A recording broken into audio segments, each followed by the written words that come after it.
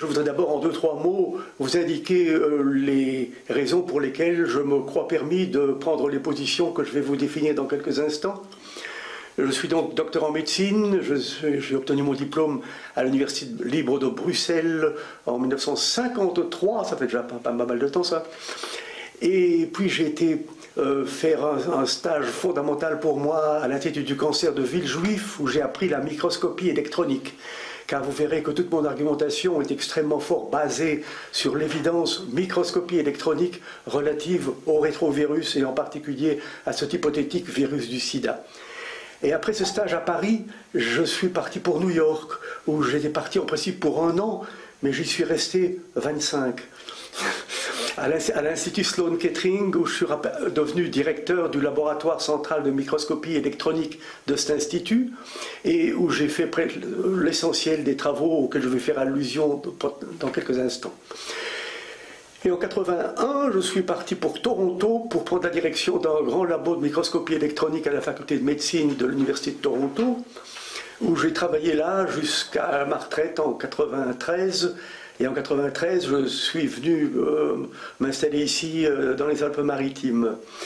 Mais je suis resté extrêmement actif dans toute la controverse de la dissidence du sida, en particulier en étant un des membres du comité consultatif du président Thabo Mbeki, le président sud-africain, qui avait convoqué une très grande conférence en l'an 2000 à Pretoria et puis une seconde à Johannesburg. Et puis une autre activité importante que j'ai eue est d'avoir participé à un débat très contradictoire qui s'est tenu au Parlement européen à Bruxelles en 2003 et où notamment parmi les autres intervenants était Luc Montagnier. Et puis après ça, je suis devenu président d'une association américaine, essentiellement californienne, qui s'appelle Rethinking AIDS, dont j'étais président de 2005 à 2008. Mais je ne suis plus président maintenant et j'ai au fond perdu assez fort la connexion que j'avais avec ce groupe californien. Voilà l'essentiel.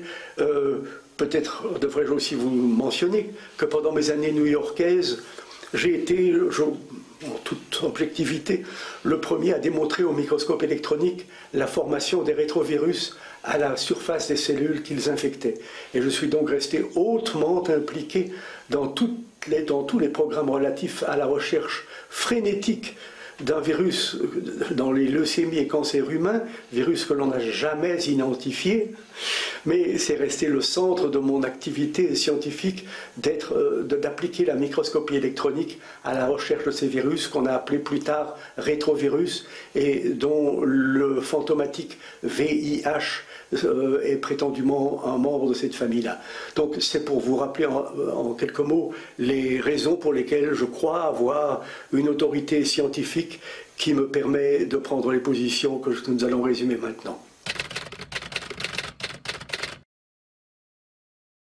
Faut-il voir le sida autrement?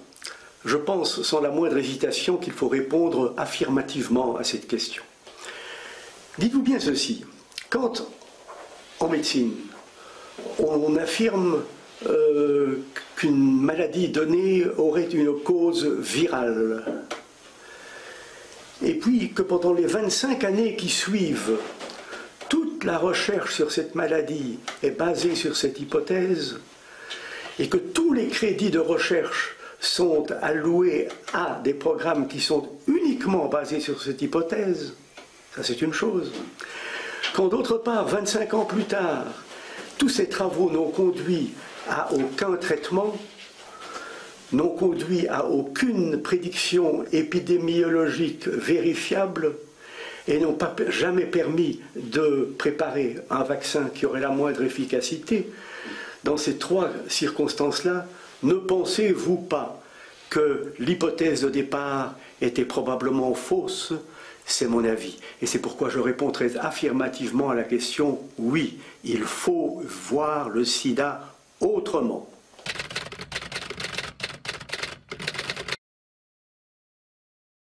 Il faut entendre par séropositivité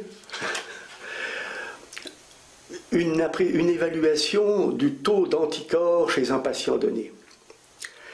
Ce qu'il faut soigneusement effacer des pensées de tous, c'est que ce terme séropositivité reflète directement la présence du virus, du fameux rétrovirus.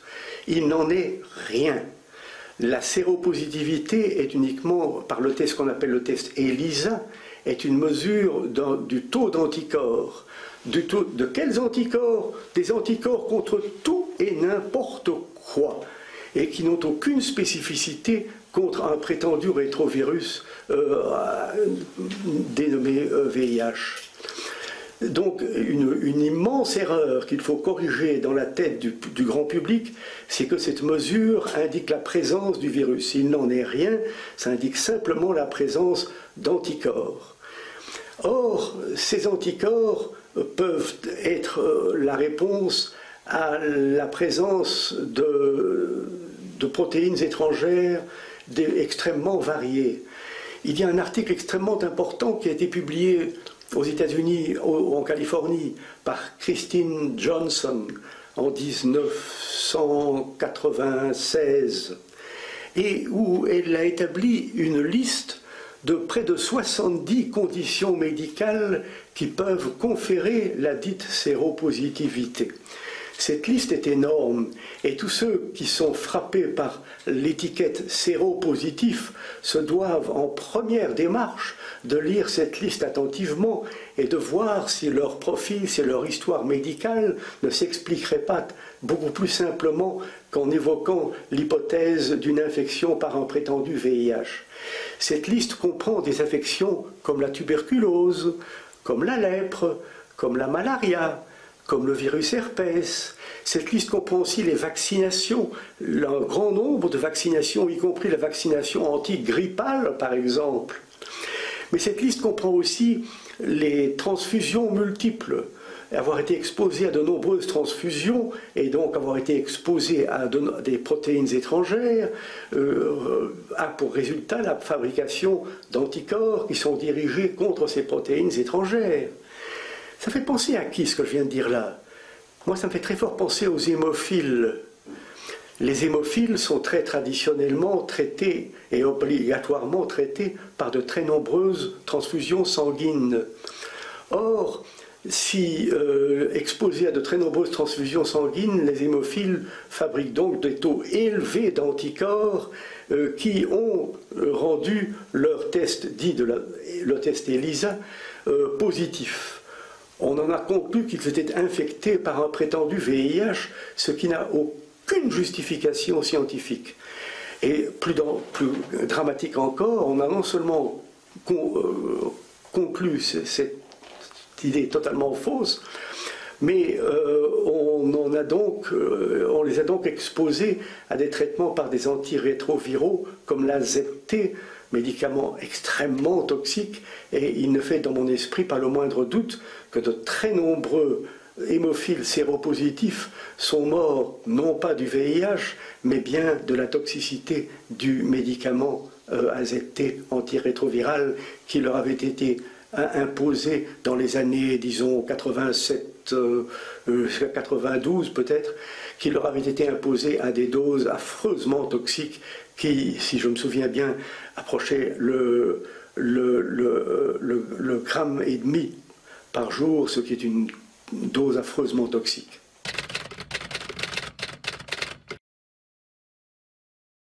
Il est exact que dans nos pays occidentaux, on ajoute un second test, un test qu'on appelle le Western blot, et qui permet d'identifier un certain nombre, hautement variable d'ailleurs, un certain nombre de protéines dont on dit qu'elles sont spécifiques du virus.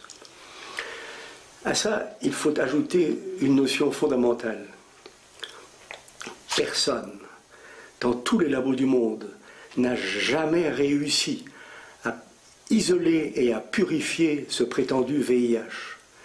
Comment peut-on affirmer qu'une protéine donnée est originaire de cet hypothétique virus sans avoir d'abord réussi la purification de ce virus? est une immense question que je vous pose et à laquelle je vous assure que l'on n'a toujours jusqu'ici trouvé aucune réponse. Et le premier groupe qui a analysé toutes ces données-là est basé en Australie. Il y a dans la partie à Perth, en Australie, un groupe extrêmement actif de scientifiques dont les noms sont connus de tous, c'est essentiellement Val Turner et Eleni Papadopoulos, qui ont énormément travaillé sur toutes ces questions-là, et qui ont été, je crois, les premiers à dire que ce test du Western blot n'avait aucune spécificité, pour la bonne raison qu'il n'y avait pas eu préalablement un isolement et une purification du rétrovirus, et que par conséquent, on n'avait aucune raison scientifique d'accepter la notion que les protéines reconnues dans ce test étaient effectivement d'origine virale. Les Australiens, dès cette époque-là, ont souligné la possibilité infiniment plus grande que ces protéines provenaient de débris cellulaires présents dans tous ces échantillons et n'avaient aucune relation directe avec un très hypothétique rétrovirus. En plus de ça, ce test Western blot est défini de façon différente dans tous les pays du monde. Je vous signale qu'au Royaume-Uni, il est interdit pour non spécifique. Que dans certains pays, on dit qu'il faut 2 protéines, que dans d'autres pays, on dit qu'il en faut 4. Bref, si vous êtes identifié comme positif par ce test dans un pays, il vous suffit peut-être de prendre l'avion et d'aller dans le pays voisin et vous serez négatif. Pour vous dire le degré affreusement faible de la fiabilité que comporte ce test du Western blot.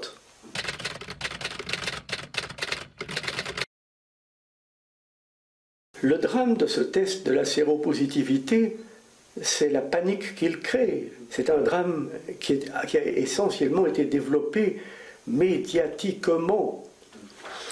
Comme l'avait dit il y a pas mal d'années notre célèbre Coluche, le sida est une maladie qui se transmet médiatiquement.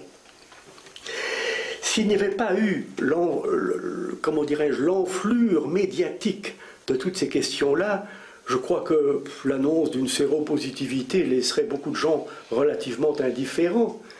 Mais il y a eu une telle amplification proche de l'hystérie et créatrice d'une panique, d'une terreur absolument mondiale, qui fait que les gens que l'on déclare séropositifs sombrent dans une panique évidente, dans une dépression inévitable, qu'un nombre non tragique d'entre eux se suicident de désespoir, que leur vie personnelle en est complètement bouleversée, perte du boulot, divorce, effondrement dans des conditions de vie absolument lamentables, et grande difficulté d'échapper à la théorie officielle selon laquelle l'indication de cette séropositivité impose le traitement par des drogues d'une toxicité énorme.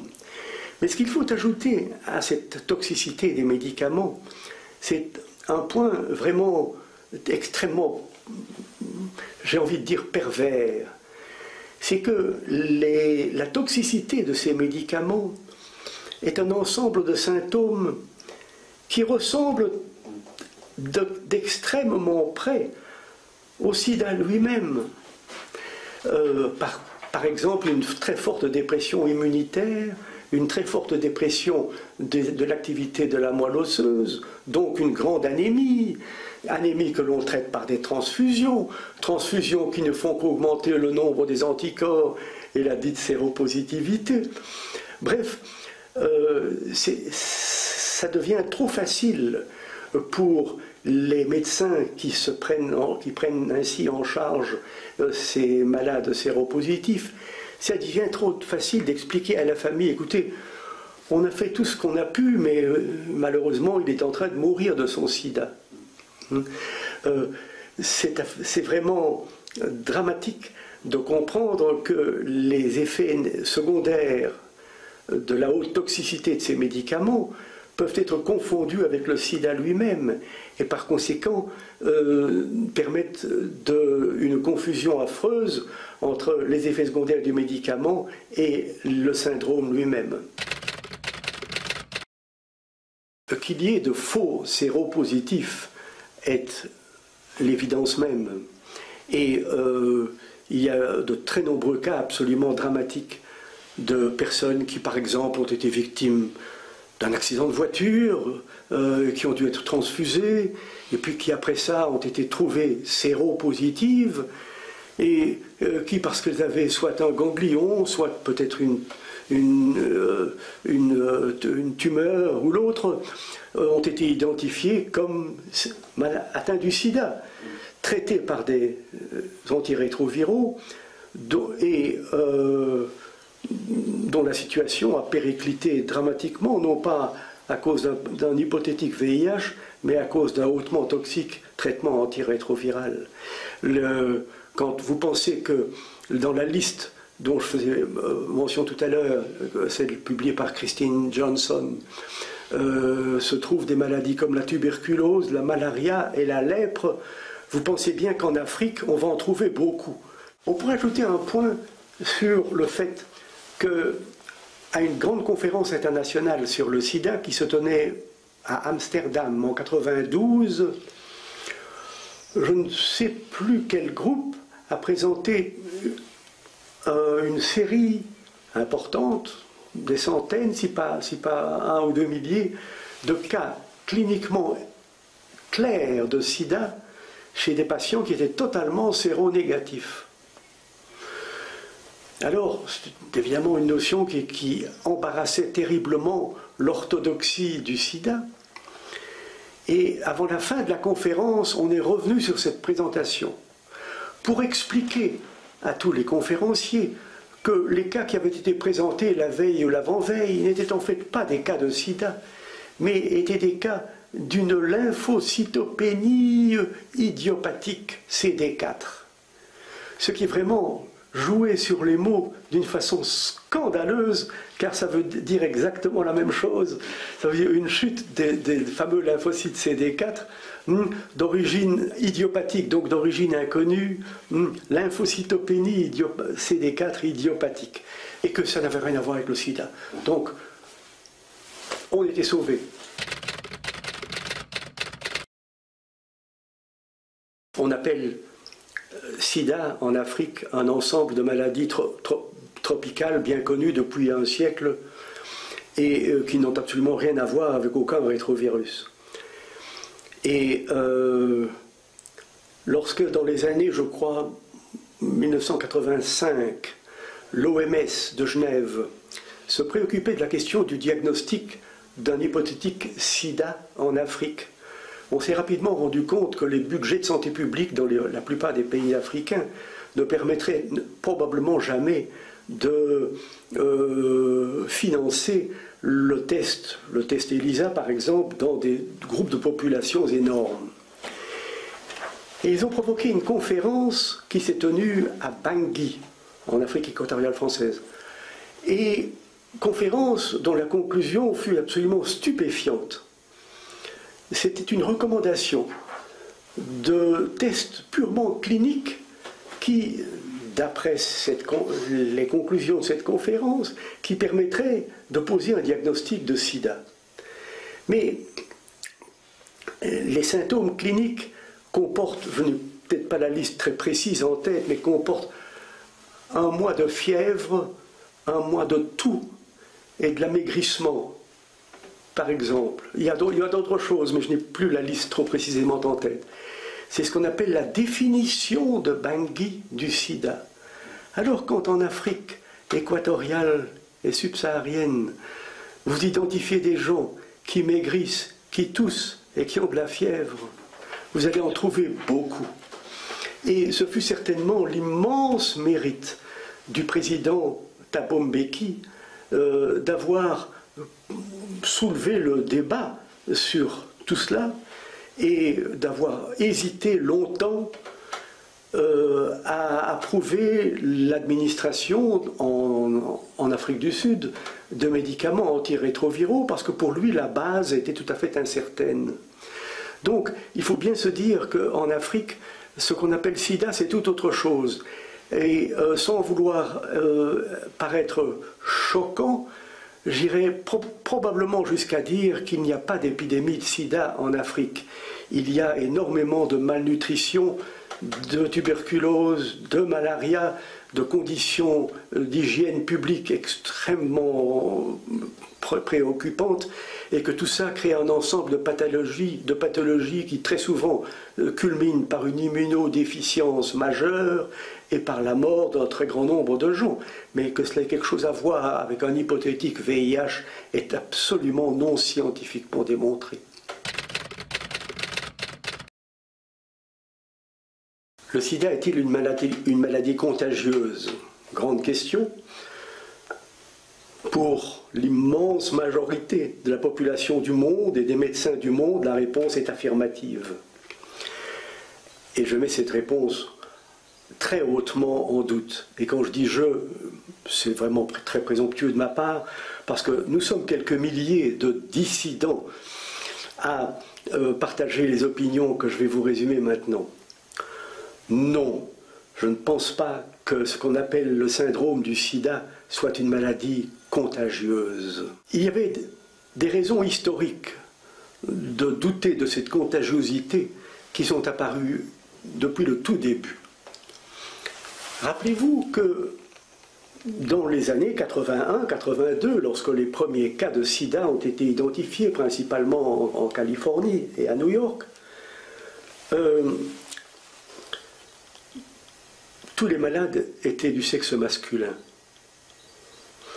Avez-vous jamais entendu parler d'une maladie dite contagieuse qui choisirait le sexe de ses victimes? Ça n'existe pas. Mais cette notion a paru tolérable, acceptable par les autorités scientifiques du monde entier. Et il reste vrai que, même 25 ans plus tard, que l'énorme majorité des cas que l'on appelle sida sont du sexe masculin, en tout cas en Europe et en Amérique. Je ne parle pas de l'Afrique sur ce point-là. Alors, ça, c'était une première raison de mettre en doute la nature contagieuse. C'est résumé dans ce bouquin-là. Une parabole qui est la suivante et qui, je crois, frappe assez bien l'imagination. Imaginez un peu que vous êtes médecin et vous vous occupez d'une petite usine, une vieille usine qui fabrique des colorants. Cette usine est très mal ventilée, les conditions d'hygiène pour les ouvriers sont misérables et ces ouvriers sont exposés à des poussières très riches, par exemple en sel de plomb. Et après quelques années, vous constatez un nombre important de cas de saturnisme, donc de l'intoxication par le plomb, qui est une intoxication grave. Est-ce que vous allez en conclure que le saturnisme est une maladie contagieuse? Non. Vous allez en conclure que les ouvriers de cette usine ont tous été exposés aux mêmes toxiques et qu'ils ont tous répondu par la même intoxication. Mais de là à dire que ces ouvriers ont été exposés à une maladie contagieuse, il n'en est pas question. Ce serait une conclusion qui n'aurait aucun sens scientifique. Mais en matière de sida, c'est pourtant la conclusion que l'on a prise. Il aurait tout au contraire fallu dire que tous ces malades ont été exposés aux mêmes conditions de vie toxiques et ont développé les mêmes symptômes. Mais il n'y a aucun élément qui puisse scientifiquement faire penser qu'il s'agit d'une condition contagieuse. Ce fait fut très scientifiquement confirmé par une publication très classique que l'on retrouve dans toute la littérature sur la dissidence et qui est due à une épidémiologiste américaine du nom de Padian, P-A-D-I-A-N, et qui est paru, si mes souvenirs sont exacts, vers les années 96, pas certain sur ce point-là, enfin peu importe. Elle a suivi des couples sérodiscordants, des couples dont l'un était séropositif et l'autre séronégatif. Elle les a suivis pendant des années, d'une manière extrêmement rigoureuse du point de vue de l'épidémiologie.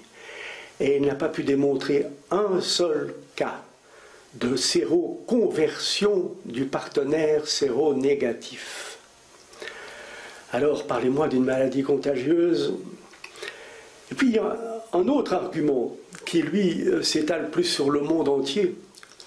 C'est le fait, qui avait déjà été souligné par Ruth Bernstein en 1993, je crois, qu'il n'y a pas de sida parmi les prostituées. Alors, si vraiment le sida était une maladie contagieuse que l'on pourrait classer parmi les maladies dites sexuellement transmissibles, et dont il y a des exemples classiques, il est évident que la population qui devrait être la plus exposée à la contagion du sida serait les prostituées. Or, des enquêtes menées dans, je ne dis pas tous les pays du monde, mais dans de nombreux pays du monde, en Thaïlande, en Italie, en France, aux États-Unis, ont toutes constaté avec surprise que les prostituées ne faisaient pas de sida.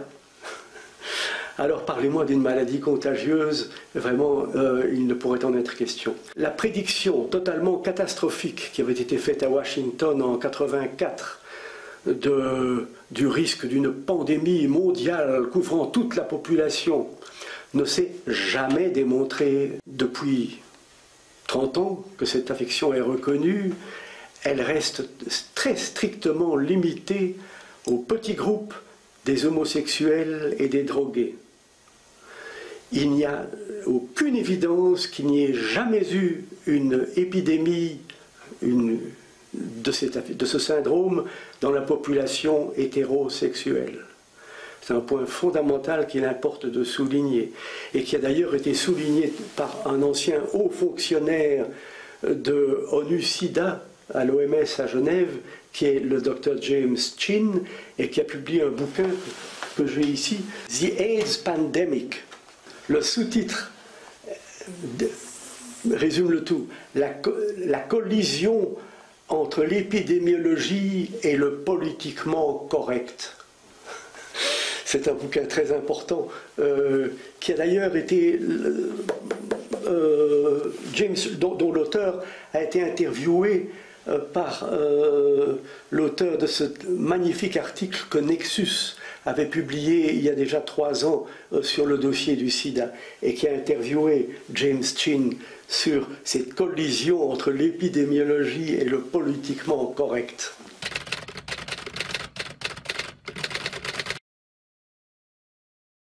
Il est évident que cette notion selon laquelle le sida serait un syndrome contagieux et transmissible par les relations sexuelles est à l'origine de profondes modifications du comportement des gens, et que ça a certainement causé un nombre effroyable disons, soit de divorce, soit d'effondrement de la vie privée des gens, alors que, en fait,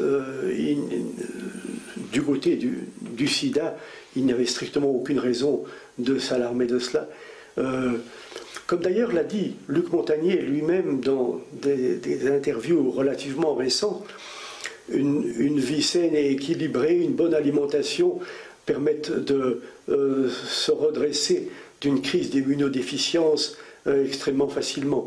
Il y a ce film The House of Numbers de Brent Lung, dans lequel Luc Montagnier a déclaré très simplement que pour lui, une alimentation correcte, une hygiène correcte et un style de vie raisonnable permettait certainement de récupérer d'une crise d'immunodéficience, et on sous-entendait, quand on entendait ces propos, qu'il avait envie de dire sans devoir s'exposer à la toxicité de tous ces médicaments dont la toxicité est reconnue comme étant absolument dramatique. Le point des relations sexuelles non protégées est fondamental parce que il est évident qu'il existe des affections qui sont sexuellement transmissibles comme la syphilis, la blénorragie, l'herpès, et que pour prévenir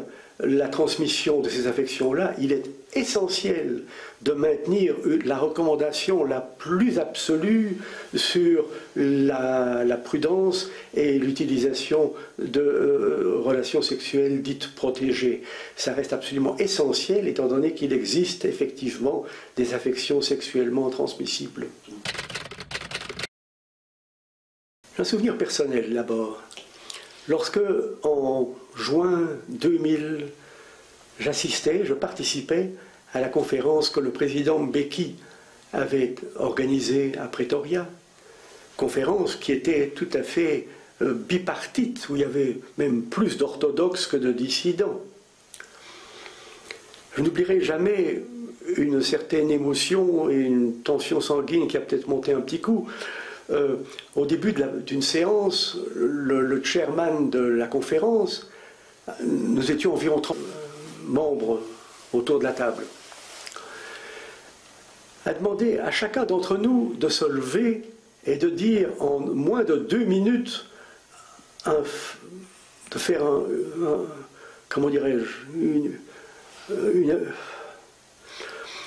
de prendre une position précise et extrêmement limitée sur un point donné. Et quand on vous demande ça et que vous n'êtes pas préparé, il y a de quoi être un petit peu nerveux. Et quand mon tour est venu, je me suis levé et j'ai dit simplement qu'au mieux de mes connaissances, personne n'avait jamais pu démontrer au microscope électronique une seule particule de rétrovirus dans le sang de malades, même si l'on choisit ceux qui sont étiquetés comme ayant une charge virale élevée. Je m'attendais à des répliques cinglantes de la part de l'orthodoxie, mais personne n'a relevé mon affirmation et qui n'a jamais pu être réfutée depuis, et il y a 12 ans de cela. Cela soulève la question de qu'est donc cette fameuse charge virale.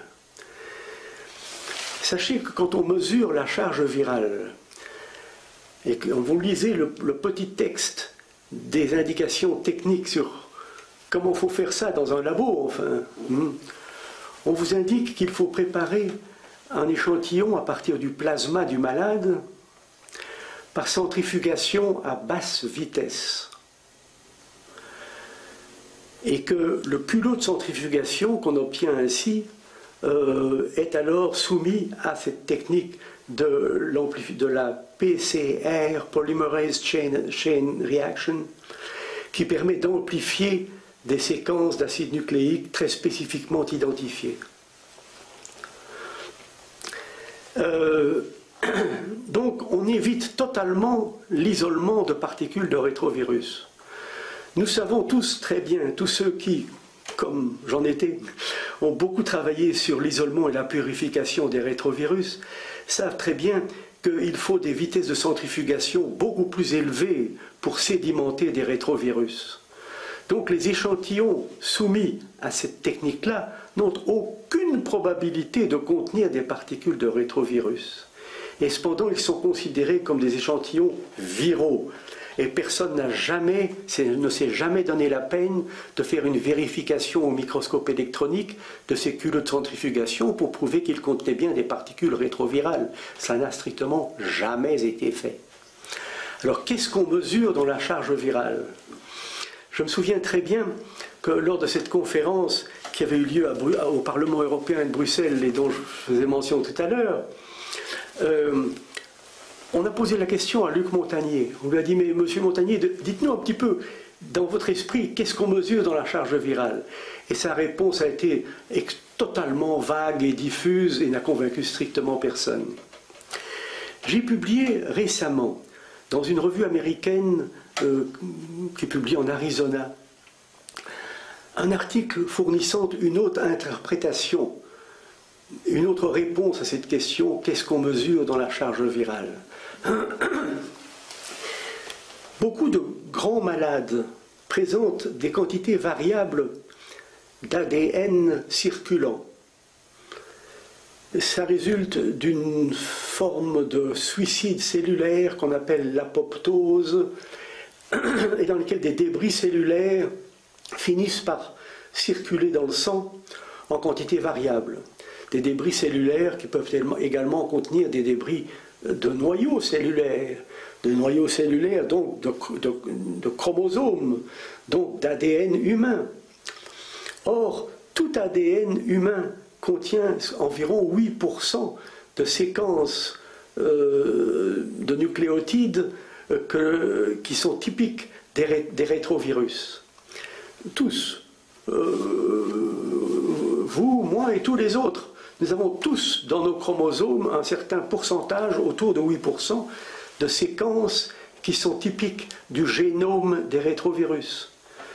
Donc, quand de l'ADN circulant se trouve dans notre sang du fait de la dégénérescence cellulaire dans des cas de cancer, dans des cas de maladies infectieuses, il est tout à fait normal, comment dire, on devait s'attendre à ce que la technique du PCR identifie ces séquences-là, les amplifie, mais en tirant la mauvaise conclusion qu'il démontre la présence d'un prétendu VIH hypothétique qui n'a jamais été vu par personne, qui est un virus totalement fantomatique.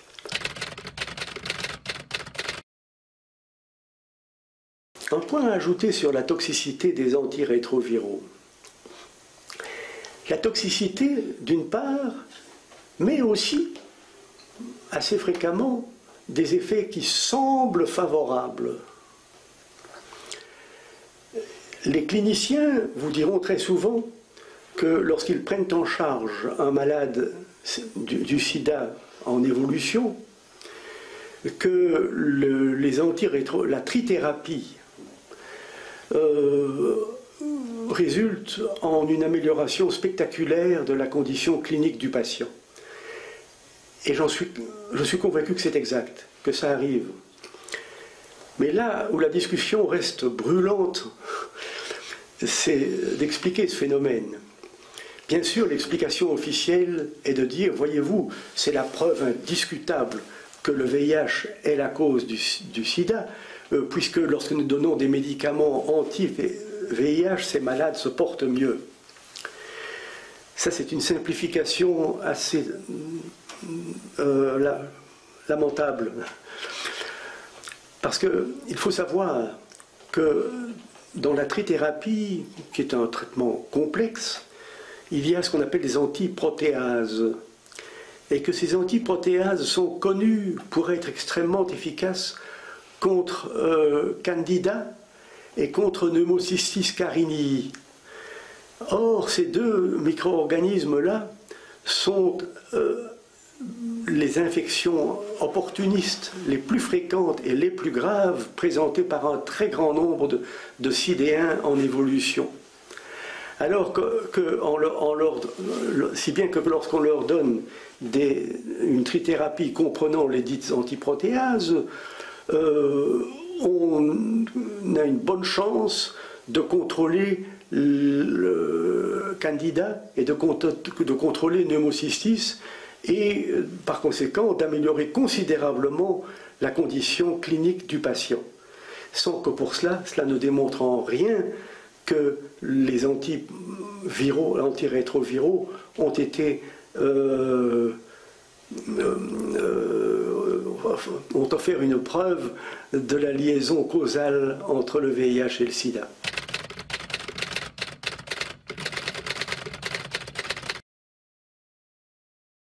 Je crois que l'essentiel a été de diminuer considérablement les doses d'AZT.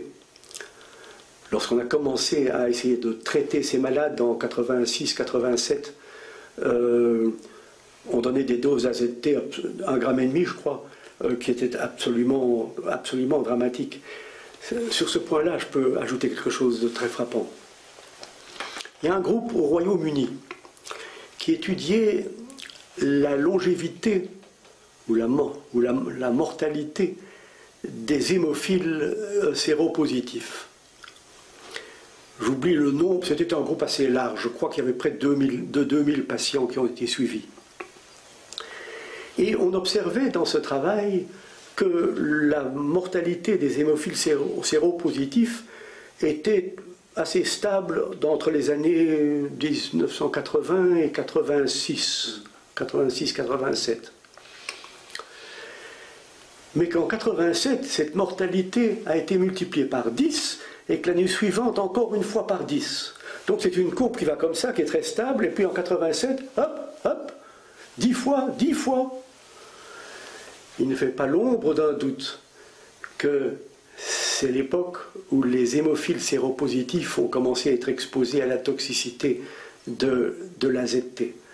Et que ça n'avait rien à voir avec le fait que ces hémophiles avaient été exposés à un très hypothétique rétrovirus que personne n'a jamais pu voir au microscope électronique chez aucun patient. Vous me demandez ce qu'il faut penser de ces images du VIH dont la presse du monde entier est sursaturée depuis 20-25 ans. Il faut savoir une chose très fondamentale, c'est que toutes ces images dérivent bien sûr d'observations qui ont été faites au microscope électronique, mais d'observations qui ont été faites sur... Vous voyez dans de très nombreux bouquins comme celui-ci par exemple, de ces belles images qui sont des constructions numérisées de toutes les techniques actuelles de numérisation des images, et qui sont très frappantes, qui sont même souvent mises en couleurs tout à fait attirantes, mais qui n'ont strictement aucune validité scientifique, et qui dérivent strictement d'observations faites très fréquemment de particules de rétrovirus dans des cultures cellulaires qui sont d'une très grande complexité, où on a ajouté tout ce qu'il fallait pour être sûr d'en trouver. C'est d'ailleurs ce que Luc Montagnier a dit lui-même un jour en décrivant ces cultures comme des soupes de rétrovirus. On y avait tout mis pour être sûr d'en trouver. On y avait tout mis, y compris des lymphocytes du sang du cordon ombilical, dont nous savons très bien que chez l'homme, tous les tissus embryonnaires sont très riches en particules rétrovirales que l'on appelle endogènes.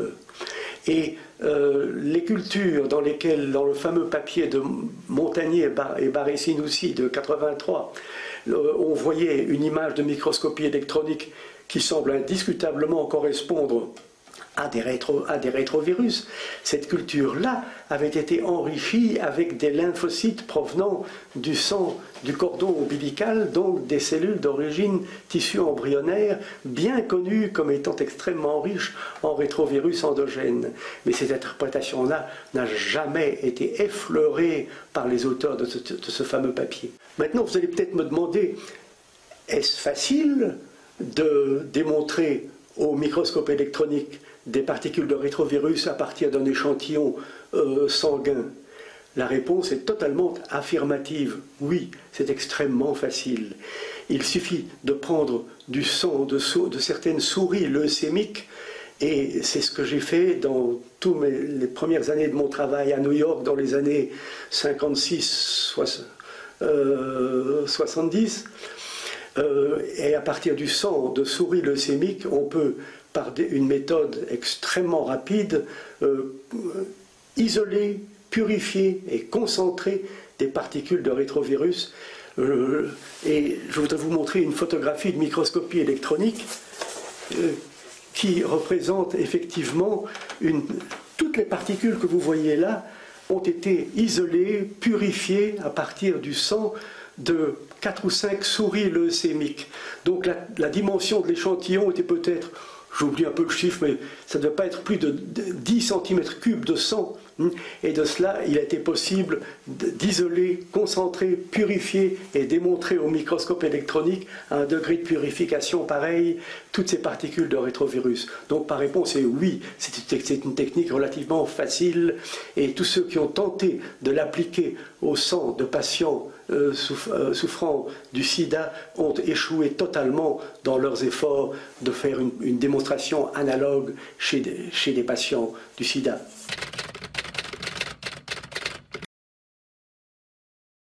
Pour tenter de répondre à la question de savoir comment nous en sommes arrivés là, je crois que les réponses sont tout à fait non scientifiques. Les réponses ont tout à voir avec les communications, avec les médias, avec la dominance de l'industrie pharmaceutique dans les plus hautes instances des sphères scientifiques, y compris, je crois, non, je ne le crois pas, j'en suis certain, y compris le comité Nobel, y compris les hautes commissions de l'OMS à Genève, ces hautes instances dont toute la santé publique du monde dépend, sont infiltrées dans une proportion tout à fait anormale par des hauts représentants des grandes firmes pharmaceutiques qui fabriquent l'AZT, qui fabriquent les autres médicaments antirétroviraux et qui cherchent désespérément à élargir géographiquement l'étendue de leur clientèle qui leur rapporte des milliards de dollars.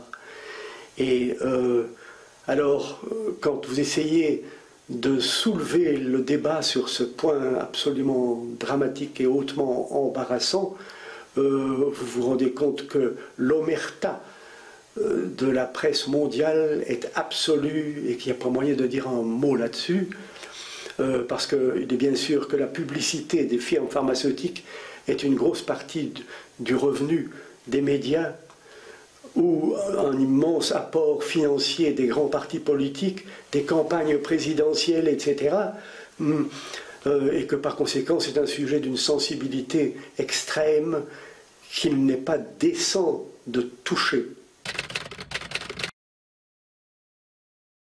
Mais je ne voudrais pas terminer cet entretien sans attirer l'attention de vous tous sur une publication toute récente qui est apparue dans le magazine Nexus, dans le numéro du 1er mars récent. Il y a là un article de plus de 30 pages signé par une journaliste du nom de Rachel Kamperg et qui résume toute, comment dirais-je, l'histoire de la controverse du sida avec une clarté et une précision absolument remarquables.